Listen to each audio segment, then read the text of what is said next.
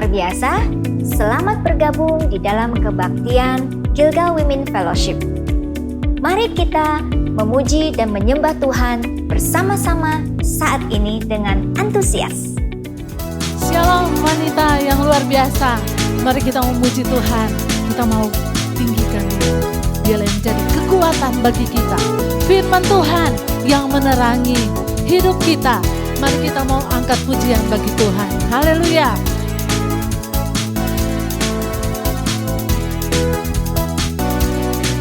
Katakan firman-Mu. Firman-Mu Tuhan, pelita bagi kakiku. Janji-Mu terang bagi jalan-jalanku.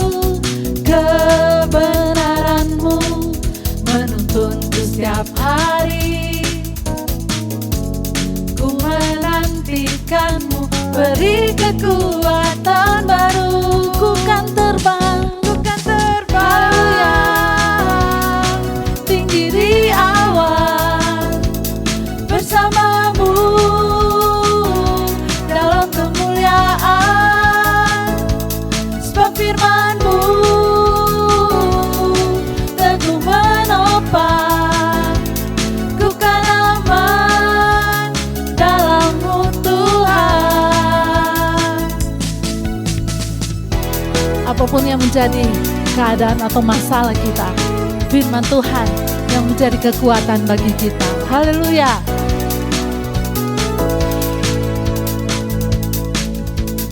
Firman-Mu Tuhan, pelita bagi kakiku. Janji-Mu terang bagi jalan-jalanku. Kebenaran-Mu menuntunku setiap hari. Ku menantikan-Mu, beri kekuatan baru. Ku kan terbang, tinggi di awan bersama-Mu dalam kemuliaan. Sebab firman-Mu teguh menopang.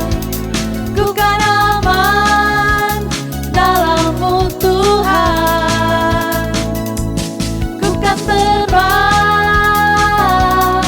tinggi di awan bersama-Mu dalam kemuliaan. Sebab firman-Mu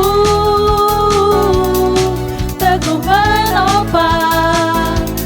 Ku kan aman dalam-Mu Tuhan. Ku kan aman dalam-Mu Tuhan. Ku kan aman dalam-Mu Tuhan.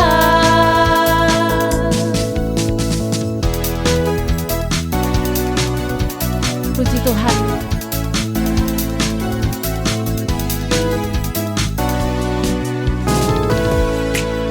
Haleluya.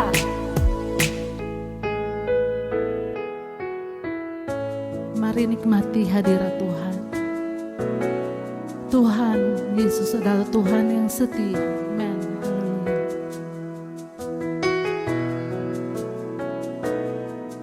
Engkau Tuhan yang setia, waktu-Mu selalu yang terbaik. Engkau Tuhan, Engkau Tuhan sandaranku, dan ku hanya kan berharap padamu. Engkau Tuhan, Engkau Tuhan yang setia, waktu-Mu selalu yang terbaik. Engkau Tuhan sandaranku, dan ku hanya kan berharap padamu. Satu-satunya yang ku andalkan. satu-satunya yang ku percaya. Engkau sumber kekuatan, sumber pengharapan, sumber kedamaian. Satu-satunya yang ku andalkan, satu-satunya yang ku percaya. Engkau Tuhan memberkati, Tuhan penyembuhku, Tuhan pemulihku. Terima kasih Tuhan, Engkau Tuhan yang setia, waktumu selalu yang terbaik. Engkau Tuhan sandaranku, dan ku hanya kan berharap padamu. Satu-satunya yang ku andalkan, satu-satunya yang ku percaya. Engkau sumber kekuatan, sumber pengharapan, sumber kedamaian. Satu-satunya yang ku andalkan, yang ku percaya. Haleluya Tuhan, Engkau Tuhan memberkati, Tuhan penyembuhku, Tuhan pemulihku. Engkau Tuhan memberkati, Engkau Tuhan memberkati, Tuhan penyembuhku, Tuhan pemulihku. Engkau Tuhan memberkati, Tuhan penyembuhku, Tuhan pemulihku.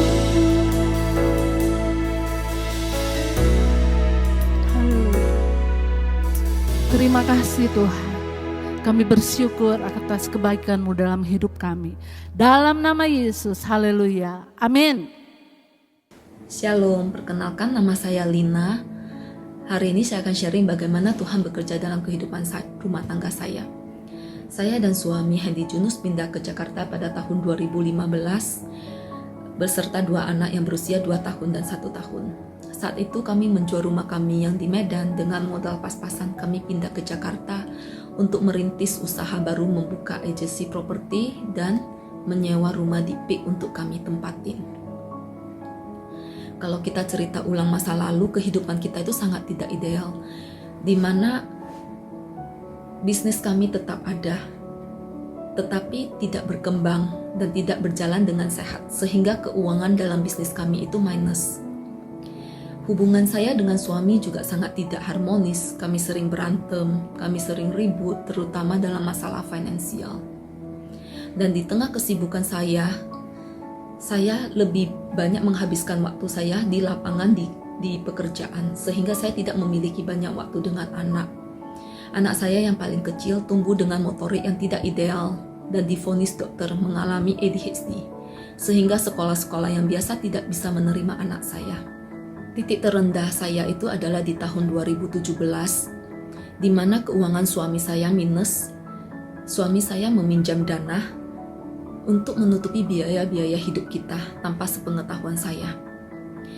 Di mana sampai suatu saat debt collector mulai menghubungi saya, mulai menghubungi kita dan meminta saya untuk melunasin hutang-hutang suami. Di saat saya mengetahui hal itu, saya dalam kondisi sangat marah, saya sangat kecewa, dan saya sangat ingin menyerah. Karena yang ada di benak saya dan di pikiran saya, bagaimana saya harus melunasi hutang suami dengan kondisi keuangan kita. Pada saat itu kondisi keuangan kami kita sangat minim dan sangat terbatas. Saya sangat bersyukur saat itu saya tertanam dalam gereja lokal di GBI Gilgal dan masuk dalam komunitas Family Cell. Di sana saya di-mentoring dan saya diingatkan kembali bagaimana saya harus mengampuni, saya harus memberi kesempatan kepada suami saya, dan bagaimana pentingnya kesatuan suami istri dalam kehidupan rumah tangga. Dan di saat itu, saya mulai berkomitmen, saya mulai mengambil langkah untuk menjalankan dan mempraktekkan firman Tuhan dalam hidup saya. Puji Tuhan, titik balik saya itu adalah saat di mana saya mulai mempraktekkan firman Tuhan. Saya meletakkan Tuhan sebagai fondasi dalam keluarga kami dan rumah tangga kami. Saya belajar mengampunin, saya belajar memberikan kasih tanpa menghakimi ataupun mengungkit masa lalu dan kesalahan-kesalahan yang telah kita perbuat. Saya mengejar kesehatian saya dengan suami. Saya rutin berdoa untuk suami saya sehingga suami saya dipakai luar biasa dan menjadi kepala rumah tangga yang baik. Saya juga mengambil waktu berdoa untuk anak saya sehingga anak saya tumbuh menjadi anak yang sehat, yang dengan motorik yang ideal. Dari sana saya melihat pemulihan mulai terjadi dalam kehidupan keluarga saya. Anak saya yang dengan motorik yang tidak ideal, yang divonis ADHD, Tuhan memberikan perkembangan yang cukup signifikan, perkembangan yang cukup baik terhadap anak saya dalam hal motorik, sehingga anak saya sekarang sudah diterima di sekolah biasa, selayak anak-anak normal lainnya. Untuk bisnis suami saya juga mengalami pertumbuhan ataupun growth yang cukup signifikan, sehingga kami memiliki spare dana dan kesempatan untuk membeli rumah dengan cicilan, di mana rumah yang kami beli saat itu belum selesai dibangun, sehingga kami dapat membayar dengan cicilan. Hingga pada tahun 2020, di awal masa pandemi, rumah yang kami beli dengan cicilan sudah selesai dibangun dan siap untuk ditempatin. Tetapi Tuhan bekerja dengan cara yang ajaib dan di luar yang kita pikirkan. Tuhan memberkati kita lebih lagi dengan rumah yang sebelumnya kita sudah beli, dapat kita jual dengan harga yang cukup tinggi. Sehingga kami bisa membeli lagi rumah dengan ukuran yang jauh lebih besar dan lebih nyaman untuk kita tempatin.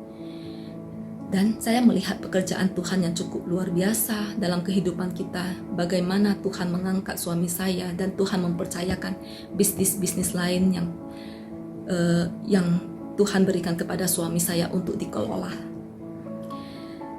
Saya bersyukur sekali saya berada dalam komunitas ini, dalam gereja lokal Gilgal. Saya ditanamkan dengan firman-firman yang kuat. Dan saya belajar untuk memaafkan, mengasihi, dan tidak menghakimi. Dari sana saya melihat pekerjaan Tuhan yang luar biasa dalam hidup saya dan rumah tangga saya. Thank you. God bless. Hari ini kita akan dilayani oleh Pastor Levi Supit, Gembala dari Jakarta Church. Mari kita sambut Pastor Levi Supit dengan antusias. Salam kasih sayang untuk semua sahabat-sahabat wanitaku terkasih. Setiap hari ada aja kejadian dalam kehidupan kita, bukan, di mana kita pasti mengalami yang namanya luka. Kita mengalami yang namanya sakit hati. Nah, untuk itu hari ini kita mau belajar kebenaran firman Tuhan, forgive and forget. Sebelumnya mari kita satu hati di dalam doa. Tuhan Yesus, terima kasih hari ini Tuhan kami boleh mendengar kebenaran firman Tuhan, di mana hari ini kami akan belajar bagaimana kami bisa mengampuni, bagaimana kami bisa melupakan. Kami rindu Tuhan, kami mau Tuhan supaya sungguh-sungguh pesan firman Tuhan ini bekerja di dalam kehidupan kami masing-masing dan kami semua menjadi pelaku-pelaku firman Tuhan. Kami siap diberkati hanya di dalam nama Tuhan Yesus Kristus. Amin. Yes. Setiap kita kaum wanita pasti pernah ngalamin yang namanya kejadian di mana ada seseorang yang melukai hati kita. Mungkin kejadian-kejadian kecil setiap hari. Seperti misalnya nih, si Mbak di rumah bikin salah sama kita. Supir juga bikin kita dongkol, bikin kita kesel di dalam kehidupan. Tapi ada juga masalah-masalah besar, masalah-masalah yang membuat hati kita bukan cuma dongkol, tetapi masalah yang membuat hati kita itu hancur berkeping-keping. Bagaikan vas bunga yang dilempar ke lantai dan rasanya udah susah banget untuk kembali dibetulkan. Pukulan atau hantaman yang melanda kehidupan kita sebagai seorang wanita itu nempel banget di otak kita. Ayo ngaku siapa di antara kita yang bisa menceritakan kejadian-kejadian di mana orang lain melukai hati kita dan rasanya seperti film yang sangat jelas sekali masih ada di otak kita.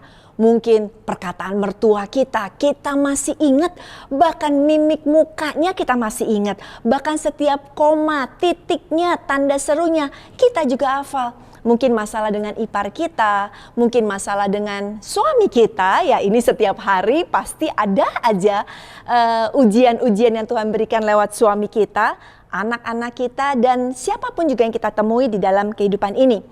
Kejadian kecil mungkin mudah kita lupakan, tetapi apakah mudah untuk melupakan kejadian yang besar? Apakah mudah untuk memberikan pengampunan untuk sesuatu kejadian yang sudah menghancurkan kehidupan kita? Kita sudah demikian terluka dan kita sudah demikian hancur sampai-sampai kita berkata sampai mati pun saya nggak akan mengampuni, sampai mati pun saya tidak akan pernah melupakan hal tersebut. Satu kali saya pernah survei di IG story saya sekitar beberapa bulan yang lalu. Pertanyaannya adalah apakah Anda sudah bisa mengampuni atau masih adakah kebencian di dalam hati Anda? Dan surprise sekali jawabannya yang masuk begitu banyak. Dan ternyata 1/3 atau 35% dari yang menjawab berkata yes. Mereka mengakui masih ada kepahitan, masih ada kebencian, masih ada hal-hal yang belum bisa mereka ampuni di dalam kehidupan. Padahal kebanyakan yang menjawab adalah anak-anak Tuhan. Yuk kita belajar kebenaran firman Tuhan, bagaimana Tuhan menyuruh kita untuk bisa mengampuni di dalam hidup ini. Matius 18 ayat 21 sampai dengan 22. Kemudian datanglah Petrus dan berkata kepada Yesus, "Tuhan, sampai berapa kali aku harus mengampuni saudaraku jika ia berbuat dosa terhadap aku? Sampai 7 kali?" Yesus berkata kepadanya, "Bukan. Aku berkata kepadamu, bukan sampai 7 kali, melainkan sampai 70 kali 7 kali." Wow.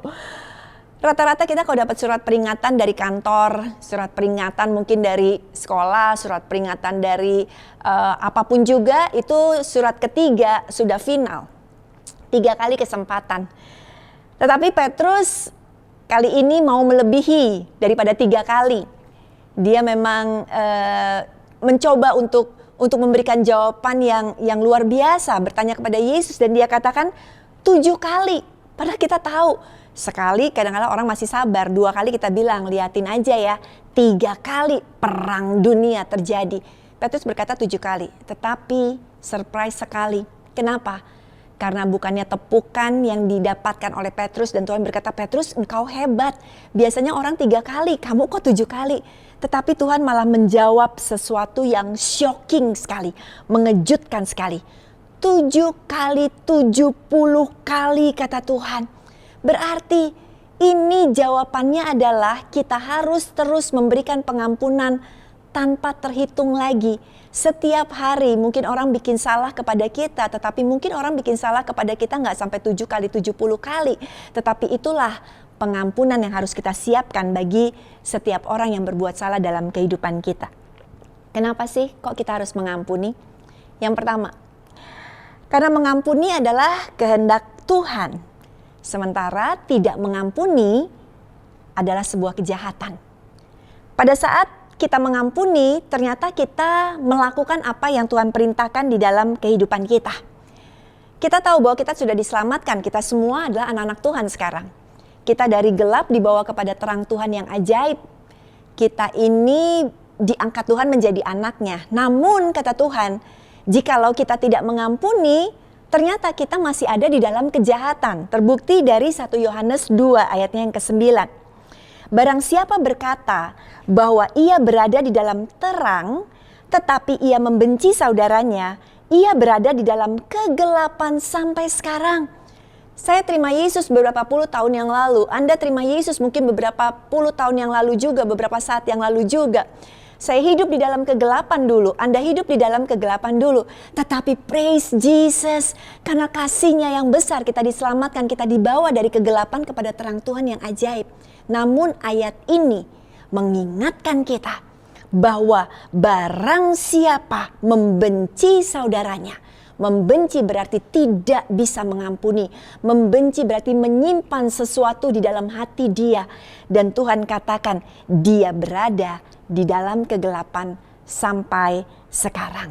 Wah, kita udah terima keselamatan, kita udah dipindahkan oleh Tuhan, tetapi kita masih membenci seseorang. Tuhan tetap memandang kita ada di dalam kegelapan. Mengerikan sekali bukan? Jadi mengampuni bukan sebuah alternatif atau pilihan. Boleh kok kalau mau mengampuni, no. Atau Tuhan berkata, ya saya ngerti sih kalau kasus yang ini, kalau kamu susah ngampunin ya saya ngerti sih. Jadi gak apa-apalah kalau yang ini boleh gak ngampunin sampai tua nanti. Atau yang ini boleh gak ngampunin sampai mati nanti. No, Tuhan gak pernah memberikan kepada kita perintah untuk tidak mengampuni. Tetapi Tuhan mau kita mengampuni. Kenapa? Karena ketidakpengampunan konsekuensinya terlalu besar. Yang dipertaruhkan adalah surga. Lihat betapa Tuhan sangat peduli, sangat sungguh-sungguh ketika dia bicara soal pengampunan. Ada satu ayat yang cukup panjang, saya bacakan Matius 18 dari ayatnya yang kedua 3 sampai dengan 35. Sebab hal kerajaan sorga seumpama seorang raja yang hendak mengadakan perhitungan kepada hamba-hambanya. Setelah ia mulai mengadakan perhitungan itu, dihadapkanlah seorang yang berhutang 10.000 talenta, garis bawahi 10.000 talenta.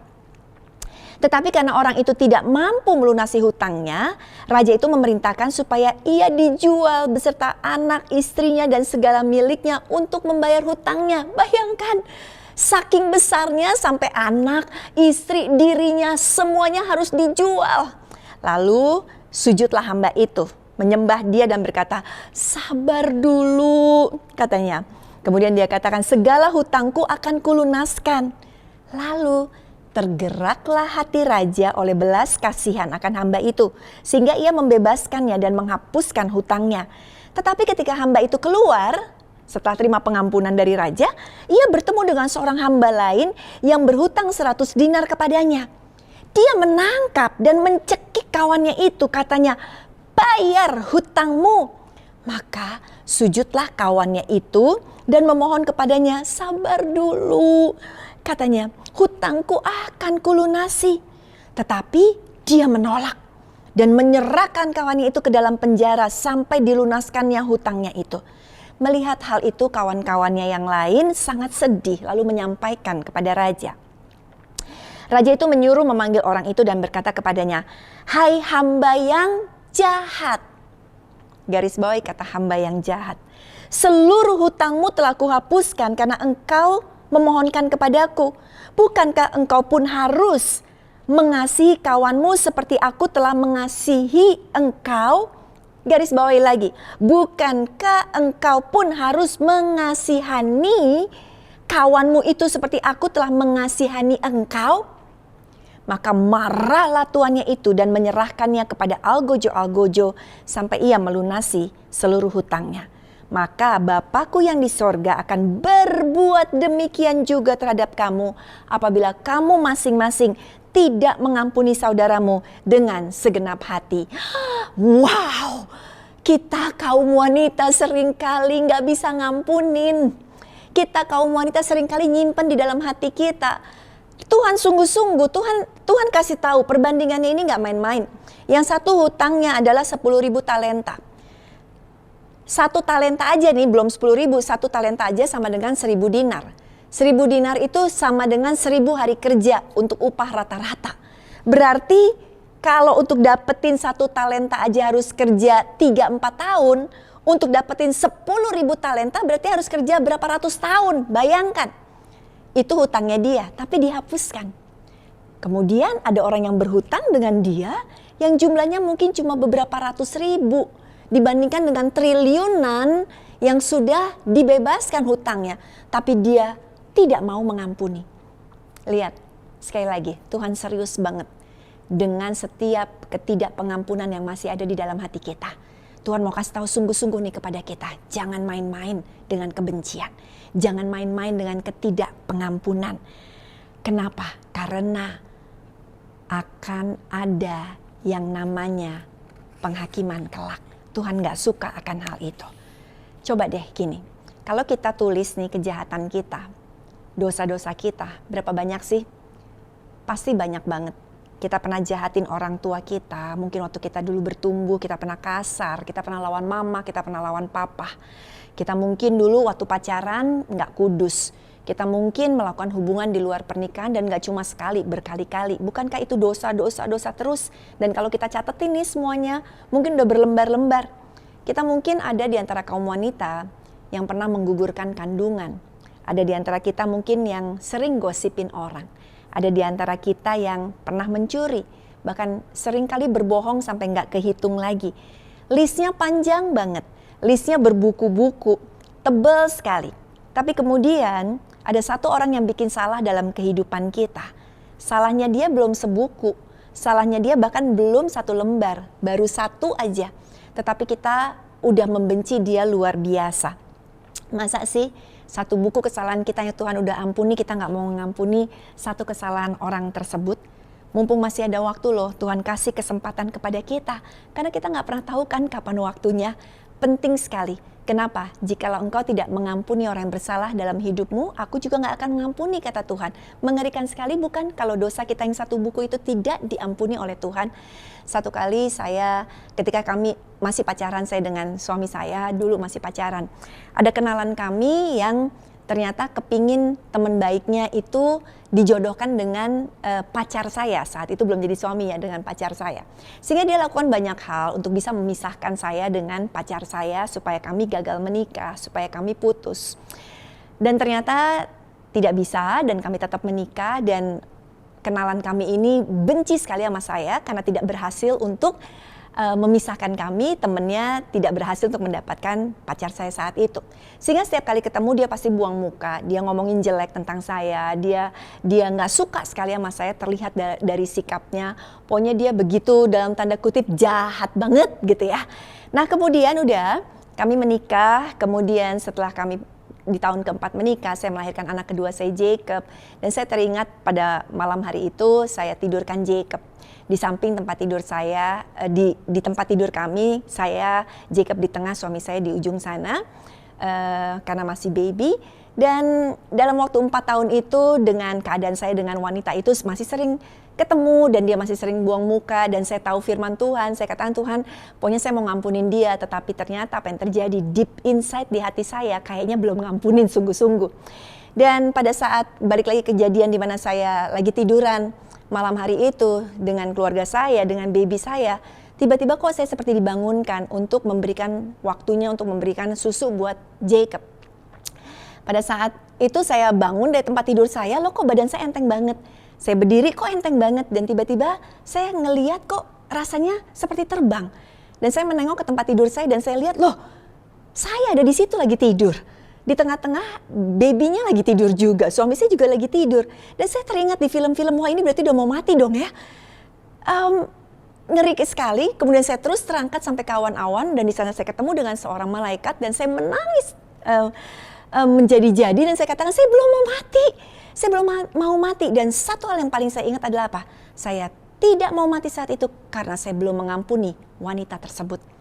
Singkat cerita saya meraung-raung, dan di awan-awan itu tiba-tiba malaikat di sebelah kanan saya menunjuk ke arah lain, dan keluarlah malaikat kedua yang menarik tangan saya tambah nangis, saya takut sekali untuk mati karena saya belum ngampunin. Ternyata saya dibawa turun lagi ke bumi ini, balik lagi ke badan saya. Di situ saya langsung mengampuni wanita tersebut. Saya bilang, Tuhan, aku gak mau nyimpen kepahitan, aku gak mau nyimpen kebencian, karena aku tahu ini gak main-main, kebencian itu gak main-main buat Tuhan. Ini adalah kejahatan besar, dan aku mau melakukan apa yang Tuhan perintahkan di dalam kehidupan. Saya berdoa juga untuk Anda kaum wanita yang sangat saya kasihi. Jikalau kita masih mengingat seseorang yang kita benci, ayo hari ini kita tahu Kebencian tidak akan membawa kita kemana-mana. Kebencian bukan hal yang diinginkan Tuhan. Tetapi hari ini biarlah kita semua di jamah Tuhan bisa memberikan pengampunan, karena pengampunan adalah perintah Tuhan. Yang kedua, pengampunan ternyata membawa berkat. Ketidakpengampunan membawa penderitaan. Tadi kita baca ya, di dalam ayat Matius 18 ketiga 4 dikatakan, raja sangat marah, lalu disuruhlah orang ini yang gak bisa ngampunin temennya dibawa kepada algojo. Kalau kita lihat di dalam bahasa Inggrisnya dikatakan, and in wrath his master turned him over to the torturers until he paid all he owned. Dibawa kepada siapa? Kepada penyiksa-penyiksa. Tahukah kita waktu kita tidak mengampuni, akan banyak terjadi penyiksaan dalam hidup kita. Penyiksaan apa aja? Pertama kita bicara penyiksaan yaitu secara fisik kita. Orang-orang yang gak bisa mengampuni akan tersiksa. Dia akan muncul masalah kesehatan. Akan sering pusing, kemudian mungkin aneka penyakit akan masuk di dalam tubuhnya. Ada masalah jantung lah, nanti ada masalah kulit lah, ada masalah macam-macam. Karena sebenarnya di dalamnya masih menyimpan kepahitan, kebencian, tidak ada pengampunan. Sehingga sebenarnya tersiksa oleh karena hal tersebut. Satu kali saya melayani seorang wanita yang kena sebuah penyakit yang penyakit keras yang sudah tidak ada obatnya lagi. Ketika saya layani, dia akhirnya minta dibaptis, terima Tuhan Yesus sebagai Tuhan dan Juru Selamat. Lalu saya tanya, apakah ada kepahitan di hatimu? Lalu dia cerita. Dia jawab bahwa sekitar 17 tahun yang lalu suaminya meninggalkan dia, selingkuh dengan seorang wanita, dan ternyata juga suaminya menikah dengan selingkuhannya tersebut. Dia pahit sekali, dia sakit hati sekali, dan dia tidak mau mengampuni suaminya. Dan juga dia benci sekali bukan saja kepada suaminya, tetapi kepada wanita selingkuhannya itu. Sehingga dia pernah berkata, sampai mati pun aku gak pernah akan bisa ampuni dan gak mau ketemu dengan suami dan selingkuhannya. Itu kejadiannya 17 tahun yang lalu. Dan lagi pula suaminya pun setelah menikah beberapa tahun dengan selingkuhannya, suaminya pun meninggal dunia. Jadi suaminya juga udah gak ada. Tapi dia katakan dia gak bisa ngampunin. Dan di situ akhirnya puji Tuhan dia mau mengampuni. Lihat, dia katakan bener ya, kalau gak mau ngampunin kayaknya banyak penyakit banget dalam kehidupan saya, kata dia gitu. Jadi ada penyiksaan secara fisik. Dan juga penyiksaan apa lagi yang ada? Yang kedua adalah penyiksaan secara jiwa atau emosi kita. Orang-orang yang tidak bisa mengampuni itu gampang marah, gampang meledak-meledak, kemudian mood swing, bisa cepet banget jadi baik, jadi galak lah segala macam.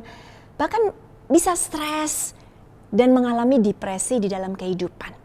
Ternyata akarnya banyak setelah diteliti akibat tidak bisa mengampuni. Ada seorang wanita yang galak banget, dan gampang sekali meledak-meledak di dalam amarah. Yang pokoknya orangnya sweet, orangnya baik. Tapi dia katakan gini, jangan membangunkan macan tidur ya. Pokoknya kalau kena masalah sedikit langsung meledak, langsung marah di dalam kehidupan dia. Dan kelihatannya seperti ada dua kepribadian di dalam wanita cantik ini. Ternyata apa? Ternyata dia benci sekali dengan yang namanya mamahnya. Karena mamahnya itu pilih kasih, mamahnya suka pukuli dia sejak dia kecil. Dan mamahnya itu galaknya luar biasa, sehingga dia simpan di hati dia. Dan benar berpengaruh kepada jiwa dan emosinya karena dia gak bisa mengampuni mamahnya. Dan bukan itu aja, kita udah belajar penyiksaan apa aja, yaitu tadi penyiksaan secara fisik, penyiksaan secara jiwa, emosi, penyiksaan apa lagi? Spiritual. Spiritual kita tidak lagi dikuasai oleh Roh Kudus karena iblis yang menguasai kehidupan kita. Kita manusia, Tuhan ciptakan tidak didesain untuk menjadi orang yang membenci. Kita didesain oleh Tuhan untuk mengasihi. Jadi membenci bukan area kita, tetapi mengasihi adalah area kita. Waktu kita membenci, kita nggak bisa mengampuni, kita keluar dari yang namanya perlindungannya Allah. Dan kita izinkan iblis yang menguasai kita penuh dengan kebencian. Beda dengan waktu kita mengampuni. Pada saat kita mengampuni, maka yang terjadi adalah berkat-berkat akan mengikuti kehidupan kita. Mengampuni itu artinya apa sih? Mengampuni adalah dalam bahasa Inggrisnya release ya, artinya melepaskan, merelakan. Yes, orang itu udah melukai saya, tetapi aku merelakannya. Aku memberikan pengampunan kepadanya. Jadi waktu ada yang bikin salah sama kita, pastilah kita dongkol, kita kesel, tetapi kita tidak menyimpannya. Tetapi kita melepaskannya. Merilis keadaan kita, kekesalan kita. Dan jangan menjadi hakim atas kejahatan orang tersebut. Kalau tidak mengampuni, kita akan menghakimi. Kita akan terus berkata, dia jahat tuh kan. Kita udah ketok palu dan berkata dia jahat. Dia itu gak perhatian. Dia itu pilih kasih. Dia itu penipu. Lihat, kita udah menghakimi, melabel orang-orang. Kenapa? Karena kita benci dengan orang tersebut. Tapi waktu kita mengampuni, kita lepaskan. Kita gak labelin orang lagi. Kita tidak menghakimi orang lagi karena kita ngerti kebenaran firman Tuhan yang berkata di dalam Roma 12 ayat 19. Saudara-saudaraku yang kekasih, janganlah kamu sendiri menuntut pembalasan, tetapi berilah tempat kepada murka Allah, sebab ada tertulis, pembalasan itu adalah hakku. Akulah yang akan menuntut pembalasan, firman Tuhan. Jangan ambil alih tugasnya Tuhan. Tugas kita mengampuni. Ada satu quote yang bagus sekali berkata, jangan kita menghakimi orang. Kenapa? Karena dosa orang itu berbeda sama dosa kita. Kita langsung menghakimi orang tersebut. Beda dosa. Mungkin dia pencuri dan kita bilang dia pencuri, kamu pencuri. Kita juga punya dosa yang lain. We sin differently than that people, daripada orang itu. Cuma beda dosa. Kenapa sih kita masih menghakimi sesama kita? Jadi hari ini, yuk waktu kita melepaskan pengampunan, lihatlah. Badan kita juga makin sehat, emosi kita juga makin sehat, spiritual kita kembali lagi di dalam perlindungannya Tuhan. Kasih Allah kembali memenuhi kehidupan kita. Kita akan hidup penuh dengan sukacita, nggak akan mudah iri hati, kita akan hidup dengan gembira. Yang pasti nih kaum wanita, kalau hati kita sehat, jiwa kita sehat, spiritual kita sehat, sinar dari dalam akan memancar. Dan kita akan tambah cantik, kita akan tambah awet muda. Kenapa? Karena nggak ada kepahitan yang menggerogoti kehidupan kita. Jadi pilihlah untuk selalu mengampuni, karena berkatnya besar. Dan yang terakhir, yang ketiga, mengampuni dan melupakan bukan berarti menghapuskan kejadian yang sudah terjadi. Tetapi yang kita lakukan adalah kita sedang merubah masa depan kita. Kejadiannya udah terjadi kok. Kejadiannya gak bisa dirubah. Kita udah pernah disakiti, mungkin suami kita udah selingkuh sama kita. Mungkin mertua kita udah ngusir kita, mungkin ipar kita galak sama kita, mungkin mama papa kita bercerai zaman dulu, dan udah terjadi, kita nggak bisa rubah. Apakah kita bisa melupakannya? Saya mau katakan banyak kejadian dalam kehidupan kita tidak bisa melupakannya, tidak mudah untuk melupakannya. Tetapi dengarkan, orang yang mengampuni, dia melupakan yang namanya sakit kejadian tersebut. Tetapi kejadiannya mungkin tetap diingat, tetapi penderitaannya, sakitnya mungkin dia tidak akan ingat lagi. Dia sudah lupakan karena dia tahu dia sedang merubah masa depan sejarah kehidupan dia. Biar lebih gampang begini. Banyak kita wanita-wanita punya masalah tidak jauh-jauh soal suami, soal ipar, mertua, mantu, soal anak ya. Itu menjadi masalah terbesar di dalam kehidupan kita. Saya mau menceritakan masalah dua wanita ini yang masalahnya adalah sama. Dua-duanya suaminya berselingkuh. Wanita yang pertama, dia tidak mau melepaskan pengampunan. Dia memilih untuk tidak mengampuni suaminya, bahkan dia memilih untuk bercerai. Anak-anaknya dia titipkan kepada saudaranya, lalu dia pindah kota dan dia berkata dia pindah kota dan dia bilang dia mau hidup sendiri, dia mau menenangkan diri, dia mau memulai lembaran yang baru di dalam kehidupan dia. Anak-anaknya dititipkan di saudaranya, tentu saja sudah kehilangan sosok ayah, sekarang harus kehilangan sosok ibu. Apa yang terjadi? Yang terjadi karena dia tidak mau ngampuni, sekarang dia sudah hidup sendiri, suaminya tidak lagi bersama-sama dengan dia, anak-anaknya mulai bertumbuh besar. Anak pertama dia mulai besar. Dan anak pertama ini seorang perempuan pacaran dengan seorang pria yang usianya 25 tahun lebih tua, lalu hamil di luar nikah. Anak kedua dia menjadi seorang lesbian karena alasannya dia mencari sosok kasih sayang, sosok ayah, sosok ibu yang dia kehilangan. Anak ketiganya lari ke drugs. Lihat, ketika dia tidak mengampuni, dia tidak merubah masa depan dia atau sejarah kehidupannya untuk menjadi lebih baik. Dia punya pilihan tetapi dia tidak lakukan itu. Sehingga pada saat dia bersaksi, dia berkata, sekarang saya kenal Tuhan dan saya mau memberikan nasihat kepada para wanita-wanita. Dia katakan, jangan karena kita tidak mau mengampuni, kita sedang merusak anak-anak kita dan generasi seterusnya. Jadi dia katakan kalau boleh dia kasih nasihat, kalau dia boleh balik lagi, dia tidak pernah akan bercerai dan dia akan memilih untuk mengampuni. Dan kesaksian dari kisah wanita yang kedua, suaminya juga selingkuh. Suaminya seorang manajer yang sering bekerja di luar kota. Lalu dengan teman kantornya ternyata ketika mereka bekerja di luar kota, mereka berselingkuh. Dan wanita ini mendengar hal itu dan dia berkata dia memilih untuk mengampuni suaminya. Mengampuni, merilis, melepaskan pengampunan bagi suaminya yang selingkuh. Dia berusaha untuk terus menjaga keutuhan keluarganya. Bahkan dia katakan dia sampai berpuasa, dia berdoa, dan dia konseling dengan orang-orang yang bisa dipercaya. Tidak sembarangan dia cerita-cerita masalah dia kemana-mana. Dan akhirnya Tuhan menyertai dia, lewati masa sulit, suaminya akhirnya menyesali perbuatannya dan kembali lagi kepada dia. Dan dia katakan bahkan suaminya alami Kristus dan melayani Tuhan sekarang, kata dia. Dan anak-anaknya pun berhasil, semuanya bahagia, happy, tidak ada yang kepahitan kepada papanya, kepada sang suaminya itu. Wow, lihat, waktu kita mengampuni, kita sedang merubah sejarah masa depan.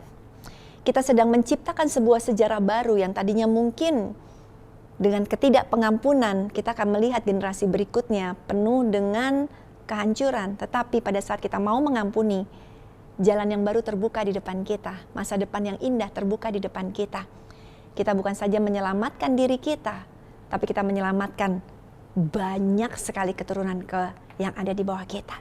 Jadi hari ini saya mau katakan, yes, kita harus mengampuni. Bagaimana dengan melupakan? Saya yakin pada saat kita sudah bisa mengampuni, kita bisa cerita akan kejadian yang terjadi dalam kehidupan kita tanpa mengeluarkan air mata lagi. Kita cerita sebagai kesaksian. Our test is our testimony. Tetapi orang yang belum mengampuni, pada saat dia mengingat kejadian yang sudah berlalu, dia itu seperti curcol ya. Dia akan cerita masih penuh dengan dendam, dia cerita masih penuh dengan kemarahan di dalam dia.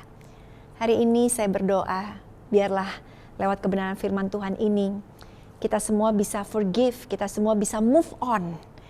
Bisa melupakan kepahitan, kejahatan yang ada di dalam kejadian yang kita alami.